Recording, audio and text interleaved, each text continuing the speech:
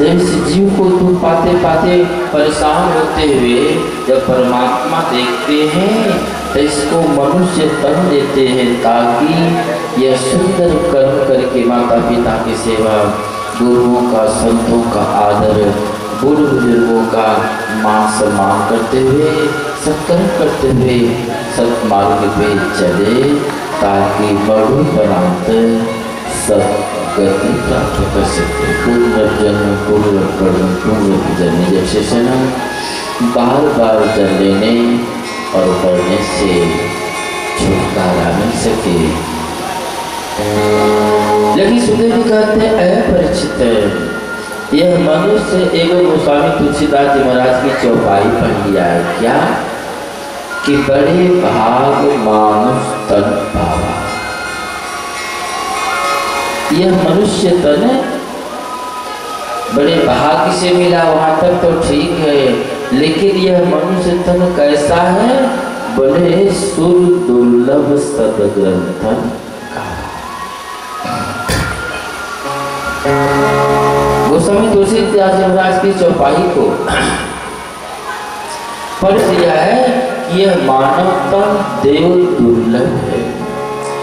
इसी में पूरा न समाता है, अपने आप को समझ बैठे हुआ है कि हम लोगों को इतना कीमती मानव तन मिला है जो देव दुर्लभ है, जिसे पाने के लिए देवता भी लालायता करते हैं। सुखदेव जी कहते अपरिचित।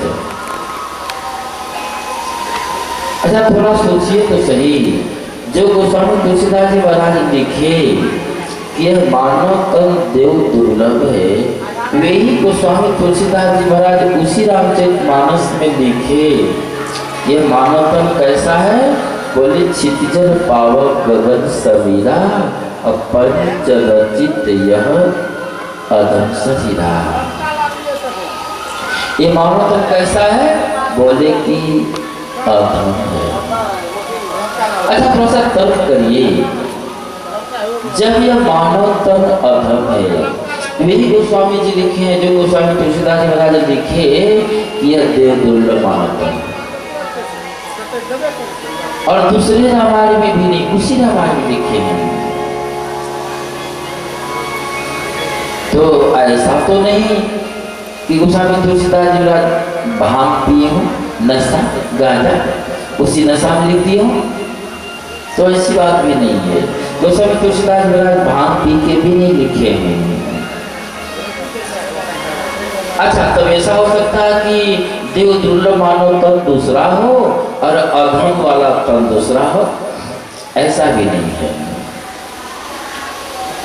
तो फिर गोस्वामी तुलसीदास जी महाराज ही एक बार लिखे कि यह देव दुर्लभ मानव तन, और दोबारा फिर लिखे कि यह अधम तन है। अच्छा अगर यह मानव तन अधम है तो उस अधम वस्तु को देवता लोग पाना चाहेंगे? वे देवता जो देवता दिव्य हैं, देवता अमर हैं,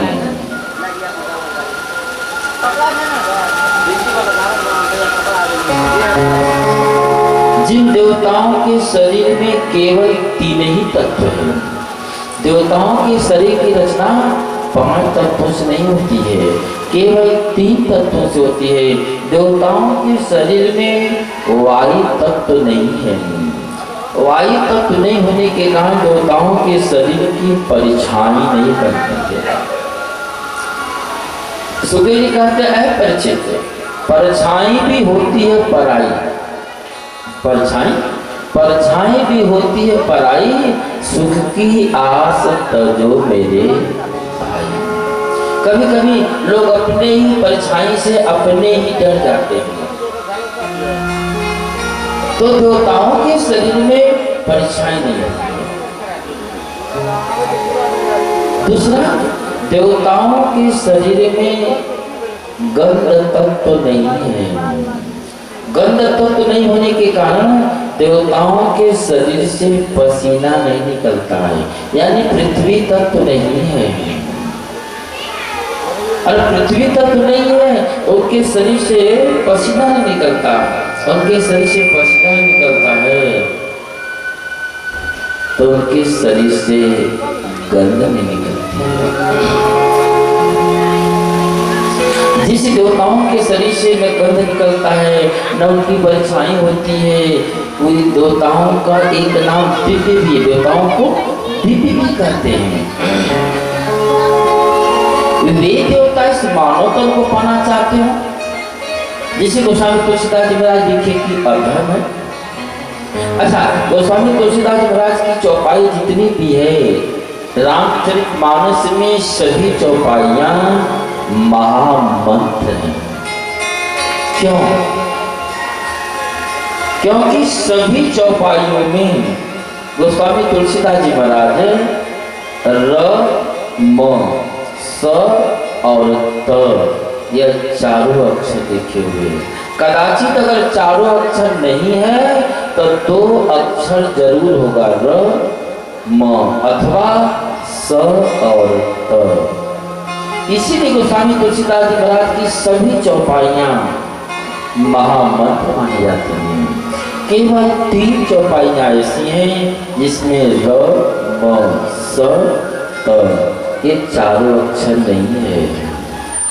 झूठे लेना झूठे देना, झूठे मांगे बेरे चलेना, ये सब अतिशयोक्ति होने लगी। तो गोस्वामी तुलसीदास महाराज सोचे नाना इसको मंत्र नहीं बनाना, तो र, म, स, त चारों अक्षर नहीं देखिए।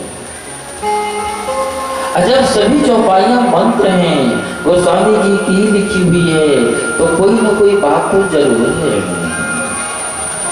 अच्छा, कितना हो कीमती वस्तु हो या फल हो या सामान हो, जब वो सड़ जाती है तो उसको लोग घर में रखते हैं क्या? नहीं रखते हैं। दरवाजे पर नहीं, दरवाजे पर रखते हैं। तो क्या करेंगे? बोले उससे गड़िया में फेंक देते हैं। गड़िया किसको कहेंगे? पोखर को नहीं, जिसमें नाबदान का गंदा पानी जाता हो, नलका का जिसमें गंदा पानी जाता है, जिसको नाबदान कहते हैं, उसमें उस अधम वस्तु को फेंक दी जाती है। सुखदेव जी कहते ऐ परिचित, ऐसे अधम को जिसको लोग घर में नहीं रखते, दरवाजे पे रखते, ऐसे शरीर को देवता लोग पानी को लालायित हो तो कोई न कोई विशेषता है। बोले विशेषता मानव तन में तो नहीं है, लेकिन विशेषता यह है देवता लोग इसलिए इस मानव तन को पाना चाहते हैं कि स्वर्ग लोक जो है वह भोग भूमि है, भोग भूमि। वहाँ पर जितने भी तप तपस्या साधना उपासना जप जापन कथा प्राण भोग भंडारा दान पुण्य के द्वारा जब पुण्य रूपी पूंजी अर्जित होती है तब स्वर्ग लोक की प्राप्ति होती है। और जब स्वर्ग में जाते हैं तो स्वर्गो मिटत न सावक, स्वर्ग में भी वो कष्ट बना रहता। क्या? जितने दिन का आपका पुण्य है उतने पुष्पों की माला गले में पहना दी जाती है। जैसे जैसे पुण्य क्षीण होते जाता है वैसे वैसे वह पुष्प सूखते जाता है। जिस दिन अंतिम पुष्प सूख गया तो वे ही अप्सराएं जो सेवा कर रही थी धक्का देकर मृत्युलोक में ठेल देती है। तेतम भूत्वा सर्वलोकम विशालम क्षीरे पुणे मर्तलोकम विशंति एवं त्रिधर मनु प्रपन्नाः गतम गतम कामान भक्ते। वही अप्सराएं जो सेवा कर रही थी, आपका पुण्य समाप्त हो गया तो वे धक्का देकर इसी मृत्युलोक में ठेल देती हैं। तो देवता लोग इसलिए मानव तन को पाना चाहते हैं कि स्वर्ग केवल भोग भूमि है और यह मृत्युलोक कर्म भूमि है। यहाँ पर कर्म करने का भी अधिकार है और भोग भोगने का भी अधिकार है। तो देवता लोग सोचते हैं अगर हमको भी मानव तन मिल जाता है तो मैं भी सत्कर्म करता, माता पिता की सेवा, गुरुओं का, संतों का आदर, बुढ़ बुजुर्गों का मान सम्मान करते हुए, सत्कर्म करते हुए सत्मार्ग पे चलता, ताकि मरणोपरांत सद्गति प्राप्त कर सके। यह कर्म भूमि है, यहाँ कर्म भी करने का अधिकार है और भोग भी भोगने का अधिकार है। इसलिए देवता लोग मानव पाना चाहते हैं कि हमको भी अगर मानव पर मिल जाता तो मैं भी सुंदर सत्कर्म करके इस भव सागर से, इस सागर से मुक्त हो जाता। 4 प्रकार की मुक्ति है, सायुज्य, सारूप्य, सामीप्य, सालोक्य। सायुज्य मुक्ति जो भगवान वस्त्राभूषण बन जाए, सारूप्य मुक्ति जो भगवान के रूप में समा जाए, सामीप्य मुक्ति भगवान के पास रहकर उनके सेवा का अवसर मिल जाए, सालोक्य मुक्ति भगवान के धाम में रहने का अवसर मिल जाए।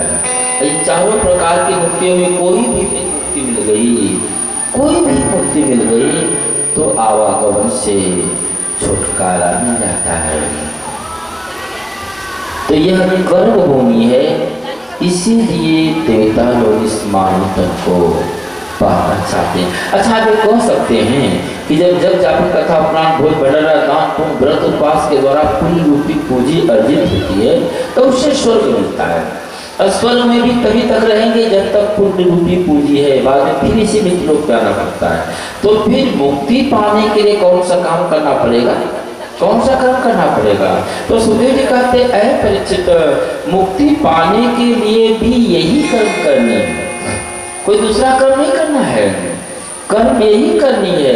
लेकिन कर्म करने का भाव केवल बदला होना चाहिए, अर्थात किसी प्रकार की फल पाने की इच्छा नहीं हो, निष्काम भाव से मानव है तो मानवता के तहत मानव का कर्म करना चाहिए, बस कर देंगे, फल पाने की कोई इच्छा नहीं है।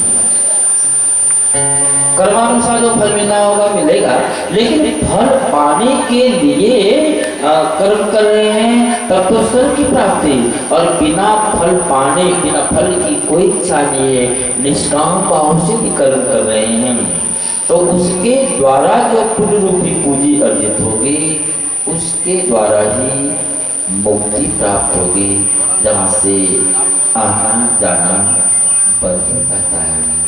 अच्छा, अपना सब नौकर रखते हैं, मजदूर नौकर, तो लेबर का कम से कम 400 रुपया दिया,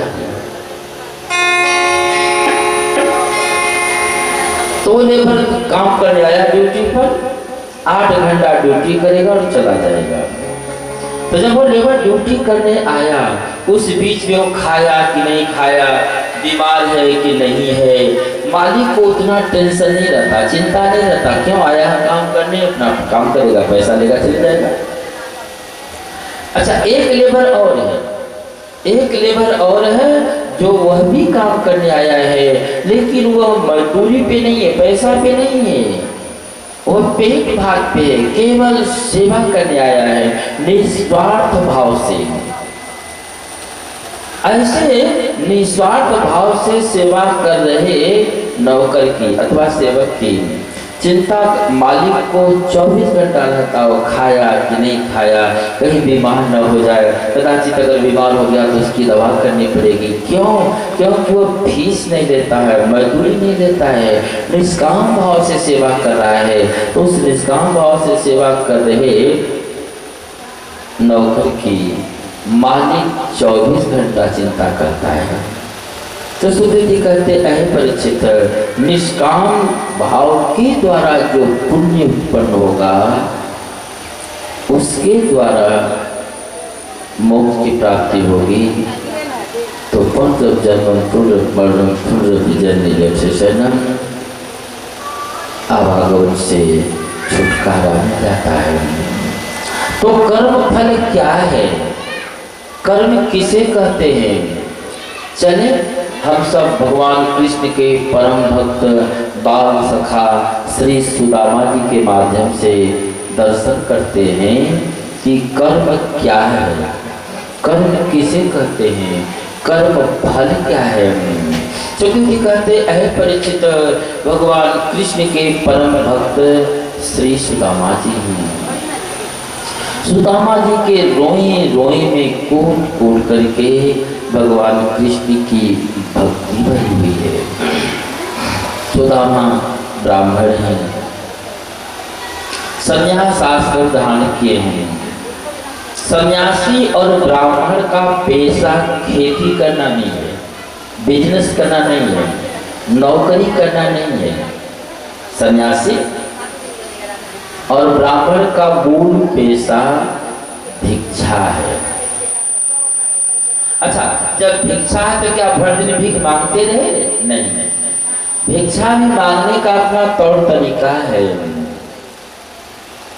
सुबह से लेकर शाम तक केवल 5 घर भिक्षा मांगनी है, 6वां घर नहीं मांगना है। और यदि 5 घर मांगने पर पूरे परिवार के खाने के लिए नहीं हुआ तो 6वां घर मांगनी भी नहीं है। और अगर एक ही घरवैया भरपूर खाने को दे रहा हो तो लेना भी नहीं है।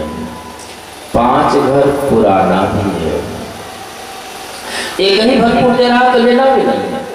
और 5 घर पुराना भी है, 5 घर के मांगने पर परिवार के खाने पर अगर नहीं मिल पाया तो 6वां घर मांगनी भी नहीं है। यह भिक्षा मांगने का अपना नियम है, धर्म है। और धर्मो रक्षति रक्षित, यदि आप धर्म की रक्षा करेंगे तो धर्म भी आपकी रक्षा करेगा। तो अक्षरशः धर्म का पालन कर रहे श्री सुदामा जी सुंदर पूर्वक जीवन हैं। सुदामा जी के जीवन में तो भक्ति रूपी सरस्वती जी भरी है। सुदामा जी के जीवन में तो भक्ति स्वरूपा सरस्वती जी हैं, लेकिन लक्ष्मी मानो इस सरस्वती से कहना चाहती हूँ, ऐ सरस्वती मैं तुझे इस भक्त के जीवन से निकाल के मानूंगी। और भक्ति स्वरूपा सरस्वती का कहना है कि तुम्हारी क्या औकात जो तुम मुझे इस भक्त के जीवन से निकाल दो। शरीर किसका है, जीवन किसका है? सुदामा जी का। लड़ कौन रही है? ये दोनों सौतन अपने में ही रही हैं। लक्ष्मी और सरस्वती यह दोनों एक दूसरे की सौतन हैं। ये दोनों एक दूसरे को देखना नहीं चाहती हैं। अच्छा, जिसके पास 2 पत्नी है उससे जाके पूछिए ना उसकी क्या हाल है। बेचारे को कमाना उसको है, परेशानी दोनों है। जहाँ लक्ष्मी जी होंगी वहाँ सरस्वती जी नहीं होंगी, और जहाँ पे सरस्वती जी होंगी वहाँ पे लक्ष्मी जी नहीं होगी। क्यों? दोनों एक दूसरे की सौतन है, एक दूसरे को देखना नहीं चाहती हैं। सुखदेव जी कहते हैं अपरिचित, दोनों एक दूसरे को देखना नहीं चाहती हैं। अच्छा, अपना सब ये देखे हो कि गांव घर में क ख ग घ भी नहीं जानता है, करिया अक्षर भैंस बराबर। सरस्वती जी विदा हो गई है, लेकिन लक्ष्मी जी उसके घर में पैर को तोड़ के मोड़ के बैठी हैं। 5 महला मकान में रहता है, एसी लगाया हुआ है, नौकर चाकर आगा पीछा करते हैं, रुपए के गद्दे पर सोता। क्यों? क्योंकि लक्ष्मी जी उसके घर में विराजमान है। अच्छा, किसी को देखे होंगे प्रकांड विद्वान है, मुख से जो कुछ बोला मानो सरस्वती जी बोल रही है। ज्योतिषाचार्य है, प्रकांड विद्वान है, लेकिन बेचारे के छप्पर पर घर नहीं है। क्यों? सरस्वती जी तो अपना पैर तोड़ के मोड़ के बैठी हैं, लेकिन लक्ष्मी जी विदा हो गई हैं। क्यों? जहाँ पे सरस्वती होगी वहाँ पे लक्ष्मी नहीं, जहाँ पे लक्ष्मी रहेगी वहाँ सरस्वती जी नहीं रहेंगी। तो श्री सुदामा जी के जीवन में भक्ति स्वरूपा सरस्वती जो भरी है, इस लक्ष्मी का कहना है कि मैं तुझे इस सुदामा के जीवन से निकाल कर मानूंगी, लेकिन इस भक्ति स्वरूपा सरस्वती का कहना है कि तुम्हारी क्या औकात जो तुम मुझे इस भक्त के जीवन से निकाल दो। परिणाम किसी सुदामा जी भिक्षा मांगने जाते हैं, शाम को वापस आ गए। सुशीला जी बोली क्या हुआ, कुछ नहीं मिला? सुदामा जी बोले कुछ नहीं मिला। तो सुशीला जी बोले बच्चे क्या खाएंगे? सुदामा जी बोले क्या खाएंगे? चरणामृत का पाठ करा दो, तुलसी जल पिला दो, हो गया। संतों का अपना रहनी है। बोले खाते क्या है? बोले राम नाम, पीते क्या है? चरणामृत, बोलते क्या है? राम कथा, करते क्या है? राम का, चलते कहाँ? तीर्थ। ये संतों का अपना जीवन है, नक्शा रहने का तरीका। अच्छा, अगर भाव बन जाए कि खाते क्या है? राम नाम आहार, से गोलका खाएंगे क्या? शहर में गोलका को बोलेंगे कि पानी फल है, पानी खाएंगे? नहीं खाएंगे। अच्छा, अगर भाव बन जाए कि पीते क्या है? चरणामृत, पौवा को पौवा पिएंगे? नहीं पिएंगे। अगर भाव बन जाए कि जो बोलते हैं सो राम कथा बोलते हैं, तो इस मुख से किसी को गाली देंगे? नहीं देंगे।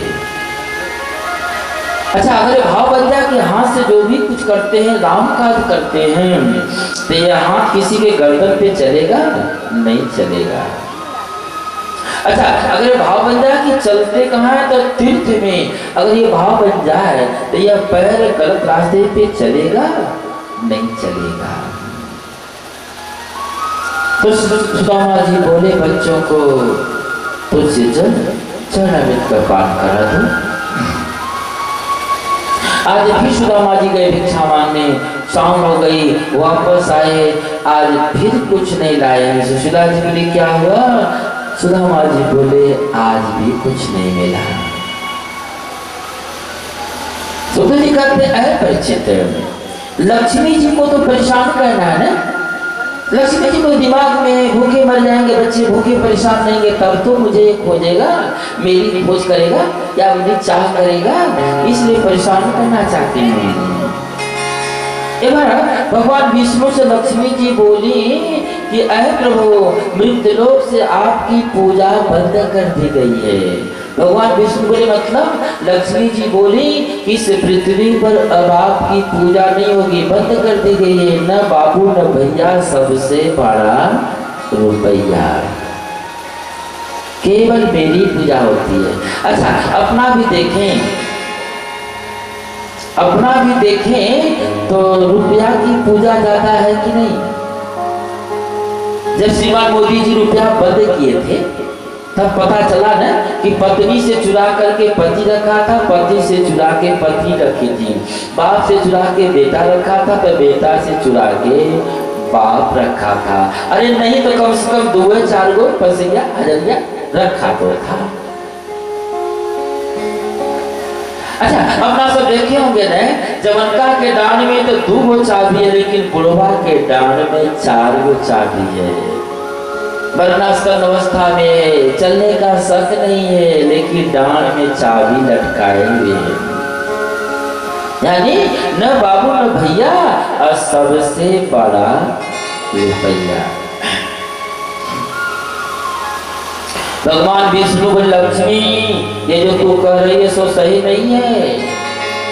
अगर सब तुम्हारे भक्त हैं तो इस भागवत कथा सुनने वाले जो तुम्हारे भक्त हैं क्या? भागवत स्थल में जो भागवत कथा सुन रहे हैं ये सब मेरे भक्त नहीं है। लक्ष्मी जी बोली प्रभु आप धोखे में हैं, ये सब आपके भक्त नहीं, ये सब मेरे भक्त हैं। अगर आपको विश्वास नहीं होता तो मैं परीक्षा लेकर दिखा देती हूँ। भगवान विष्णु बोले दिखाओ तो हम समझेंगे। आज एक जगह भागवत कथा हो रही है, सभी लोग बैठे हुए हैं। लक्ष्मी जी आई, फटा पुराना कपड़ा पहनी है, बुढ़िया का रूप बनाई है, अब भंगा ली हुई है, भंगा में कागज पत्थर भरी हुई है। जहाँ पे कथा हो रही थी उसके बगल वाले पड़ोसिया के दरवाजे पर फटा हुआ भंगा अपना रख के बैठ गए। कथा विश्राम हुई, सभी लोग चले गए। जब घरवैया भी सो गया तो लक्ष्मी जी अपने भंगा में से सोने की बटली, लोहिया, थाली निकाली, खाना बनाई, खाई और उस लोहिया, बटली, थाली को बिना धोए ही घर के पीछे फेंक दी। घरवैया जब उठा भोर में, अजरिया रात, पूर्णिमा की रात्रि थी, पूरा छटछट कर रहा था। अच्छा मैदान करके आया था, पीछे देखता है कुछ चमक रहा है, जाके देखा तो सोने की बटली, लोहिया, थाली है, उसको तो धोया भी नहीं।